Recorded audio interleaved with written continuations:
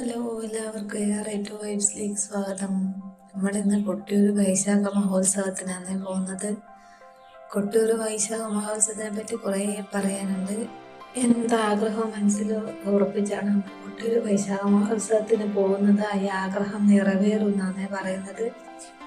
ലോക ഐശ്വര്യത്തിനായി ദക്ഷയാഗം നടത്തുകയും അതിൽ പരമശിവനെ അവഹേളിക്കുകയും ചെയ്തതിനോടനുബന്ധിച്ചുള്ള സംഭവ വികാസത്തിൽ സതീദേവി യാഗാഗ്നിയിൽ ചാടി ആത്മഹത്യ ചെയ്തത് കൊട്ടിയൂരാണെന്നാണ് പറയപ്പെടുന്നത്.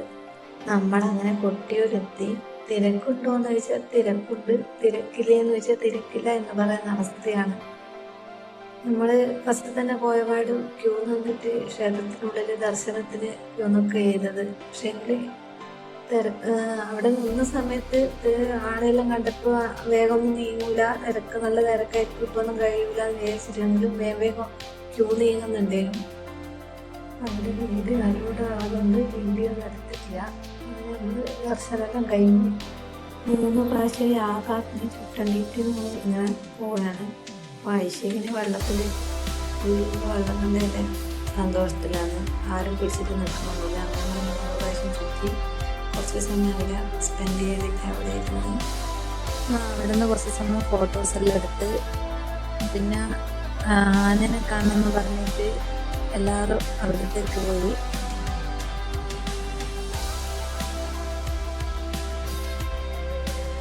മക്കൾക്ക് 2 പേർക്കും ആനനെ കാണിച്ചു കൊടുത്ത് പിന്നെ അവിടെ കാപ്പി ഉണ്ട്, നല്ല അടിപൊളി കാപ്പി, ചുക്ക് കാപ്പിയെല്ലാം കുടിച്ച്.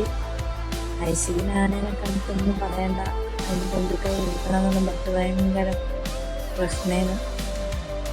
അങ്ങനെ നമ്മൾ അവിടെ നിന്ന് നേരെ ഇക്കരെ കൊട്ടിയൂരേക്ക് വന്ന്. ഇക്കരെ കൊട്ടിയൂര് അങ്ങനെ ഉള്ളിലൊന്നും അങ്ങനെ പ്രവേശനമില്ല. തൊഴുതിട്ട് നമ്മൾ നേരെ ഐശ്വര്യനും അനുസ്മീനും ടോയ്സ് വാങ്ങണ്ടിട്ട് പോയി. അനുസ്മീന് ടോയ്സ് ഒന്നും വേണ്ട, അവന് പെൻസില്, ഞങ്ങൾ സ്കൂളിൽ കൊണ്ടുവന്ന ഒരു സംഭവം വാങ്ങി. ഐശ്വര്യന് കാറ്, അതിനോടാ ക്രേസ്, കാറിനോട്. അങ്ങനെ കാറുന്ന പ്രധാനപ്പെട്ടത് ഓടപ്പമാണ്.